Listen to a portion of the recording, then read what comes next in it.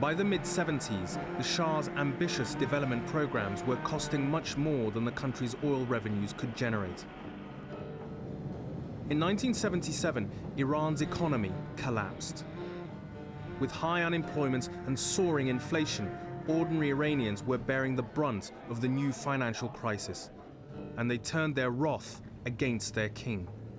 The fundamental reason he failed is precisely because of his success, in this sense. When he changed the fabric of Iranian society, he created a new middle class. He created incredible expectations in the working class. He kept telling them that they're going to live lives comparable to Germany, to Japan. So you have a middle class, you have an educated technocratic class, you have a working class that expects more and more, but you can't deliver. You can't deliver on the expectations because the expectations are so grandiose to be almost absurd. From his exile, Khomeini continued his stinging criticism of the Shah, and his message was spreading through the mosques of Iran through a vast network of clerics.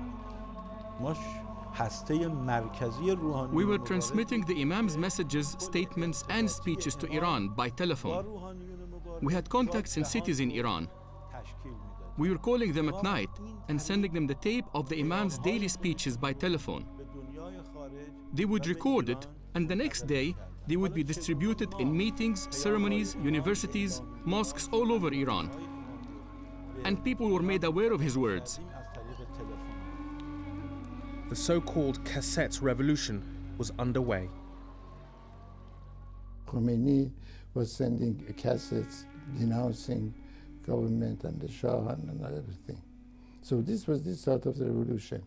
At the point, I was responsible for the Progressive Party of the Rastakhi's party, which was a unique party of Iran. And I was traveling around the country and making speeches, telling people, beware of what is going to happen to you. But the people were not listening.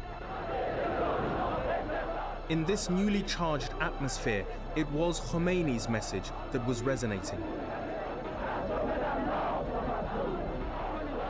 They saw Khomeini as the symbol of ultimate opposition to the monarchy.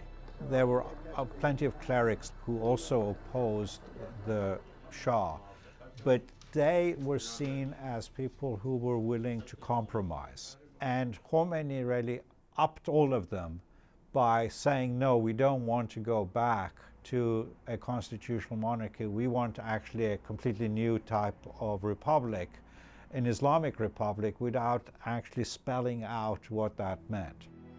Sensing the growing influence of the outspoken cleric, the Shah decided to retaliate. In January 1978, he commissioned the writing of a stinging article attacking Khomeini very personally and had it put on the front page of Iran's largest newspaper. He grossly miscalculated the consequences. This anonymous article went in describing Khomeini as, among others, an Indian, so, you know, obviously not native Iranian, but also saying he was a British spy and had sort of licentious habits, and which weren't fully described, but I mean, people got the idea. And of course, this is the thing that sparked off protests, particularly in Qom. The protests quickly spread across Iran. Throughout the year, there was an ever-growing tide of strikes and demonstrations. Yet many of the protesters had little in common, apart from their implacable opposition to the monarch. Well, you know, people like myself, including thousands of government employees and even factory workers, who went on strike in Iran for about 6 months and had no demand but liberty, and Iranian intellectuals who demanded democracy. None of these people went on strike for an Islamic revolution or Islamic rule or Islamic government. They wanted a secular government. In such a volatile atmosphere, a single tragic event proved to be a tipping point. In August 1978, a fire broke out in a cinema in Abadan in southwestern Iran. 400 people were burnt to death. By now, even apparent accidents were being interpreted as having political links. The Shah had so lost the kind of public relations propaganda war that it was widely believed that the fire was set by agents of the government. It was totally unfounded, but nevertheless, clearly this was, he had lost the publicity high ground, if you want. There is now more than, I think, ample evidence to conclude that the clergy did this.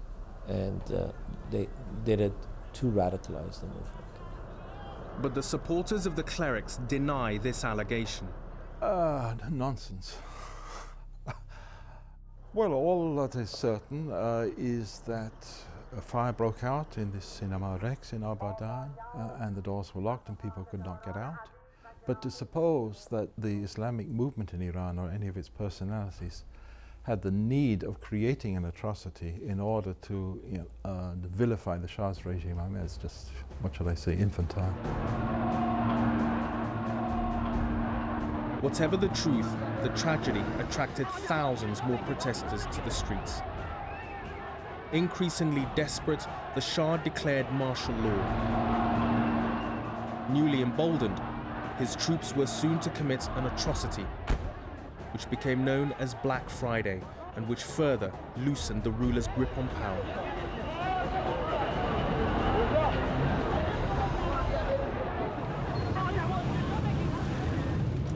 Today, Shahada Square looks like any other busy intersection in the south of the city, but it is of huge historical significance because it was here at the end of 1978 that opposition to the Shah turned from protest to open revolution. In September, when martial law was declared in Tehran, and there was a clash between demonstrators and troops, a large number of people were killed. And I think really after that, for the Shah, things began to go downhill very rapidly. By now, protesters of all political persuasions were chanting Khomeini's name as his revolutionary rhetoric began to galvanize the various opposition groups.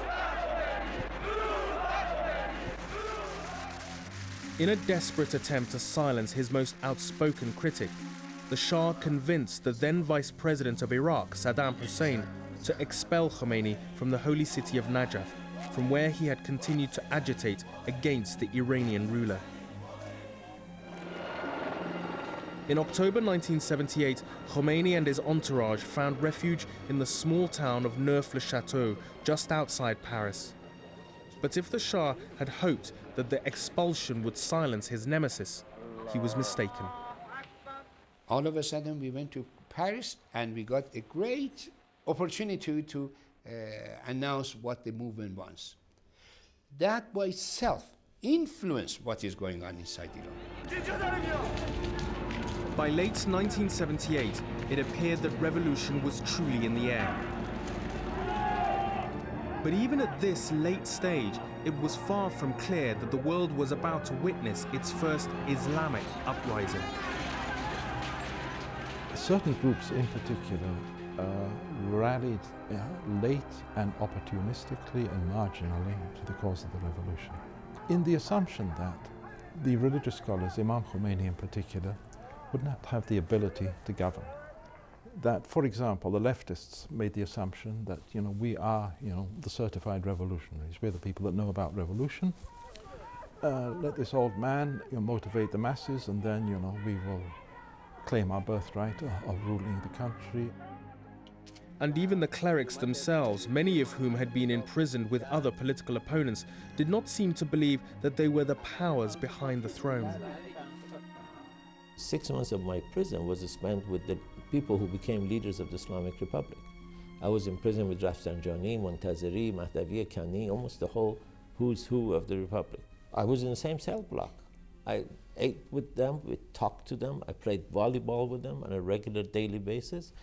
And if you had told them or us that exactly a year and a half from us, you guys will be the rulers of Iran, both of us, them and us, would have told you that you need to see a psychiatrist. But the Shah was unable to lock up all of his opponents. and on the streets of Iran, the protests grew ever more vociferous. No longer were the crowds yelling, "The Shah must go." Now, the screams of "death to the Shah" had become a common refrain in the streets of Tehran. The Shah was devastated by the revolution, and he was devastated by seeing pictures of himself being burned, and pictures of the Empress being burned in the streets. And when he finally did get to see those, when he saw the hatred of the people for the regime, he was totally devastated. By now, almost every section of society was united in opposition to the Shah's reign. There were people from all classes of society.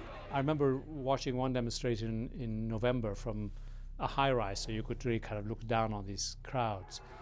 And in some ways it was kind of astonishing to see these huge groups of people emerging from the side streets into the main avenue to join, the protests. And they came in kind of packs, clearly from neighborhoods of the working class districts of Tehran. And suddenly you'd see this sea of black chaddored veiled women, or the sea of working class men. But also, you had merchants from the bazaar, shopkeepers, and then eventually the middle class, began to join. The westernized middle class began to believe the revolution would be a very good thing. Time was running out for the Shah.